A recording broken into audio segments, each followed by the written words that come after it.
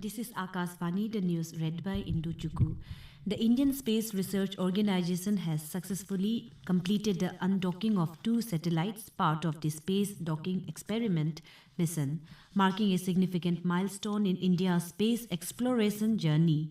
Union Minister for Science and Technology Dr. Jitendra Singh has congratulated ISRO for its successful demonstration of the undocking experiment as part of the SPA-DEX mission. In his post on the social media site X, the minister said it will pave the way for the smooth conduct of ambitious future missions, including the Bharatiya Antriksh Station Chandrayaan-4 and Gangayaan.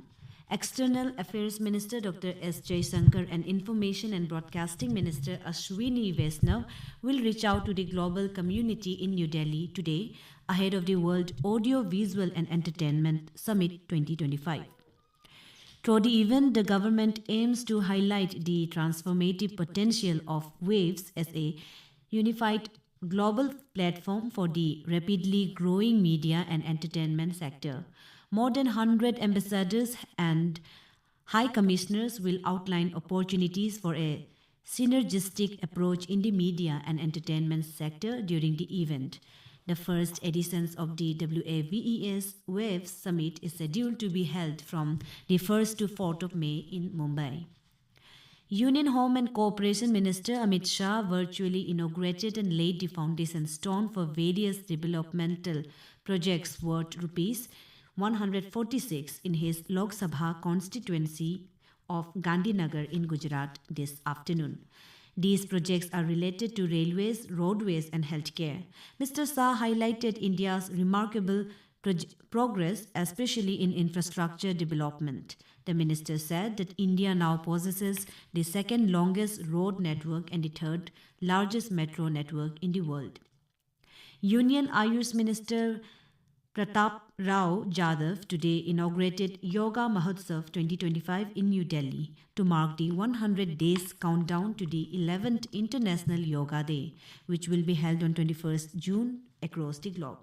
On the occasion, the minister also announced that within 100 days, 10 significant events will be organized in different parts of the country. Union Minister for Youth Affairs and Sports, Dr. Mansukh Mandavia, has said that the central government is committed to empowering young people through strategic policies and initiatives, aligning with the vision of making India a developed nation by 2047. Speaking at an event under the Vikshit Bharat Yuva Connect initiative at Kashmir University last evening, Dr. Mandavia emphasized the crucial role of youth in shaping India's future. The India Meteorological Department has issued yellow alerts over several districts of Arunachal Pradesh. Rainfall with thunderstorms and lightning is very likely to occur at isolated locations over the next 24 hours. In the meantime, as per a special weather bulletin issued today, a cyclonic circulation lies over east activity with isolated heavy to very heavy rainfall. Thunderstorm lightning is very likely to increase over Arunachal Pradesh from today to 17th March. Northern Railway is operating more than 400 special trains for smooth travel of passengers ahead of the Holi festival. Comprehensive arrangements have been made to facilitate the passengers at different railway stations in Delhi NCR.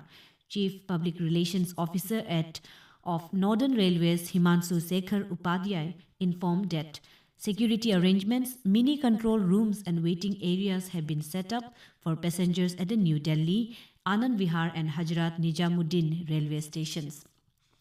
The Bombay Stock Exchange and the National Stock Exchange will be closed for trading tomorrow in observance of the Holi festival. Trading in the equity derivatives, securities, lending and borrowing and currency derivatives segments will also remain suspended tomorrow. Meanwhile, the commodity market will remain closed during the morning. The Indian Meteorological Department has forecast heavy to very heavy rainfall in parts of Assam, Meghalaya and Arunachal Pradesh today. That's all in this news bulletin. Namaskar.